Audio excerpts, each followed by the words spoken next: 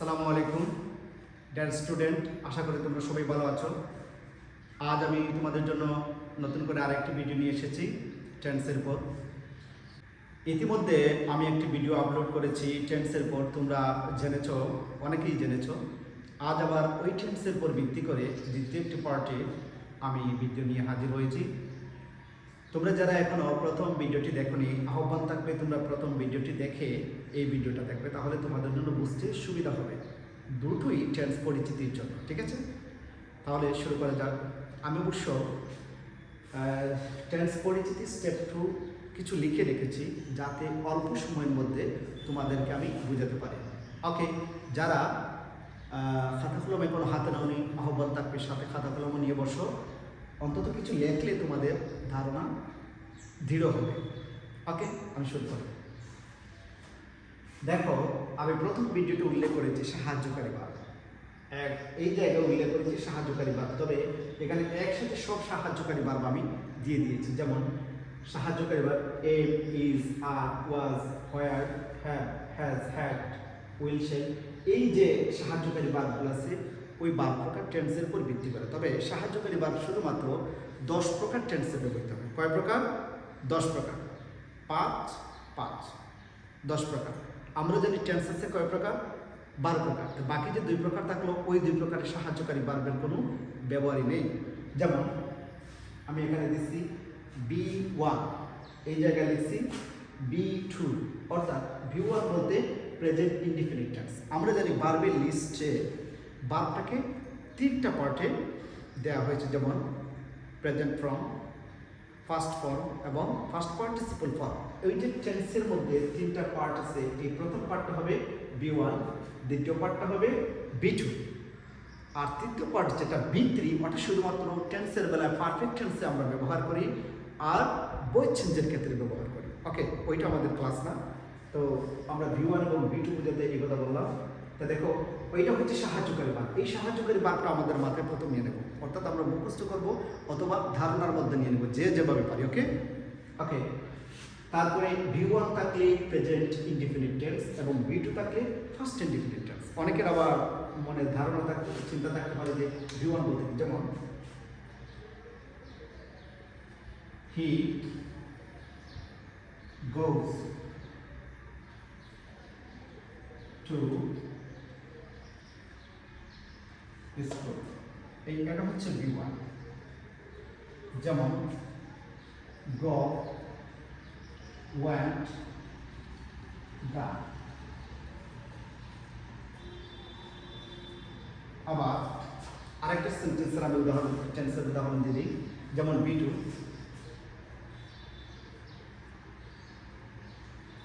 he went to Dhaka। এই জায়গায় দেখো B2, অর্থাৎ এই V1 থাকার কারণে ওই সেন্টেন্সটাকে আমরা বলবো প্রেজেন্ট ইনডিফিনিট টেন্স, আর B2 থাকার কারণে ওই সেন্টেন্সটাকে বলবো আমরা ফার্স্ট ইনডিফিনিট টেন্স। আশা করি বুঝতে পারছো। আমার মূল আলোচনার বিষয়টা ছিল যে টেন্স পরিচিতি। আমরা ইতিমধ্যে যে ভিডিওটা আগে আপলোড করেছি, ওইখানে উল্লেখ করে দিচ্ছি 12 প্রকার টেন্সের পরিচিতি। এরও 12 প্রকার, যেমন অলরেডি এই B1 থাকলে প্রেজেন্ট ইনডিফিনিট টেন্স আর B2 থাকলে ফার্স্ট ইনডিফিনিট টেন্স, 2 প্রকার দিয়ে দিয়েছে। আর বাকি থাকলো কয় প্রকার? 10 প্রকার। অলরেডি 10 প্রকারের সব কিছু দেওয়া হয়ে গেছে, শুধুমাত্র একটু কথা। ওকে,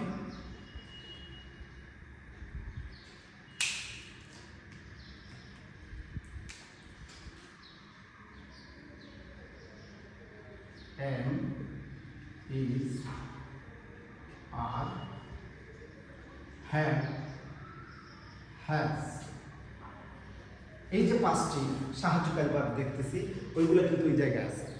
ওইখান থেকে আমি সাহায্যকারী ভার্বগুলো এখানে নিয়ে আসবো। মাত্র 3টি নাই, তারপরে আমাদের শেষ।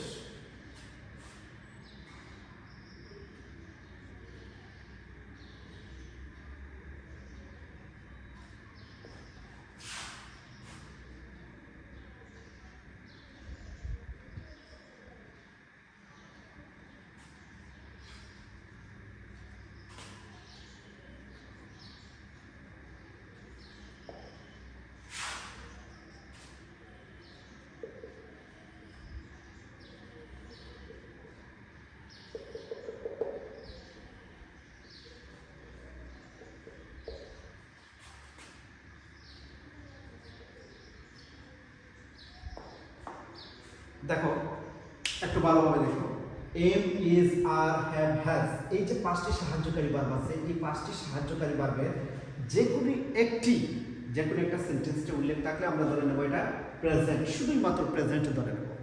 আর বাকিগুলো হয়তো থাকতে পারে আইনি থাকতে পারে, বিন থাকতে পারে, অথবা পিপি থাকতে পারে। তখন আমার নির্দিষ্ট করে টেন্স বলতে সুবিধা হবে। যখন আমরা এম, ইজ, আর এই তিনটা পাবো, এর যে কোনো একটি পাবো, তখন সাথে আইএনজি থাকবে, অর্থাৎ এমিজার থাকলে প্রেজেন্ট, আইএনজি থাকলে কন্টিনিউয়াস। আমি একটি উদাহরণের মাধ্যমে আমি তোমাদেরকে বুঝিয়ে দিচ্ছি বিষয়। যেমন they are playing ফুটবল। এইখানে দেখো আ থাকলে কি বলছি, আ থাকলে প্রেজেন্ট, আর কি আছে আইএনজি, আইএনজি থাকলে কন্টিনিউয়াস। তার মানে এই সেন্টেন্সটা হচ্ছে প্রেজেন্ট কন্টিনিউয়াস টেন্স। আশা করি তোমরা বুঝতে পারছো। ঠিক একইভাবে প্রত্যেকটা সেন্টেন্সকে আমরা এভাবে উদাহরণ দিয়ে বুঝে দিতে পারবো। যেমন she is going to Dhaka. ING আছে, ইজ থাকলে প্রেজেন্ট এবং আইএনজি থাকলে কন্টিনিউয়াস। আমরা যদি অন্য একটা সেন্টেন্স চিন্তা করি, যেমন ফিউচার ইনডিফিনিট টেন্সের একটা বা ফিউচার কন্টিনিউয়াস টেন্সের একটা সেন্টেন্স,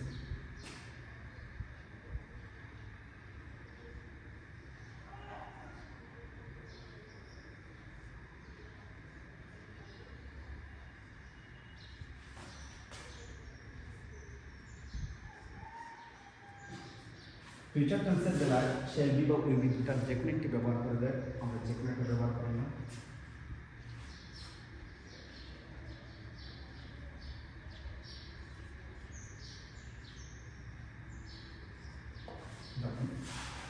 দে শ্যাল বি অথবা will be doing the work. Shall be অথবা উইল বি, এখন কি আছে সে অথবা উইল, ওই যে একটা কথা বলতে বলে গেছি, সে উইল ডট ডট দিয়ে দিচ্ছি। চারটি বলতে কি বোঝানো হয়েছে, উইল শ্যাল এক নম্বর, উইল বি শ্যাল বি দুই নম্বর, উইল হ্যাভ শ্যাল হ্যাভ তিন নম্বর, এবং will have shall have been, will have been shall have been চার নম্বর।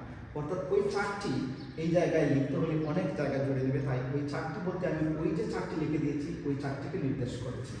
তো কিন্তু প্রত্যেকটা জায়গায় দেখো এই শেল এবং উইল, শেল এবং উইল প্রত্যেকটা জায়গায় লেখা আছে। অর্থাৎ শেল উইল থাকলেই আমরা ধরে নেব এটা ফিউচার, আর ওই যে দুইয়ের পরে আইএনজি আছে, আইএনজি থাকলে কন্টিনিউয়াস, তার মানে এটা ফিউচার কন্টিনিউয়াস টেন্স। আশা করি তোমরা বুঝতে পারছো।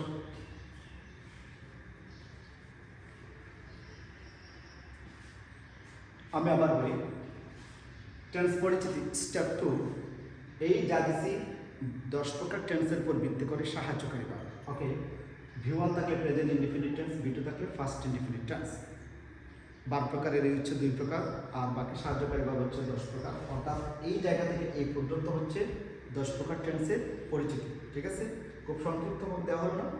তোমরা এখন যারা ভয়েস চেঞ্জ কিংবা নেরেশন অথবা ডাক কুয়েশন অথবা বিভিন্ন ধরনের সেন্টেন্স পরিচিতি অথবা সিম্পল কমপ্লেক্স কম্পাউন্ড অথবা চেঞ্জিং সেন্টেন্স এইরকম সমস্যায় ভুগো, তারা এই বিষয়টা প্রথম জেনে ওই কাজগুলো করলে তোমাদের অনেক সহজ হবে। আশা করি তোমরা বুঝতে তোমাদের কোনো সমস্যা হয় নাই। সবাই ভালো থেকো, এই বলে আমি আমার আজকের ভিডিও এখানে শেষ করছি। ধন্যবাদ সবাইকে।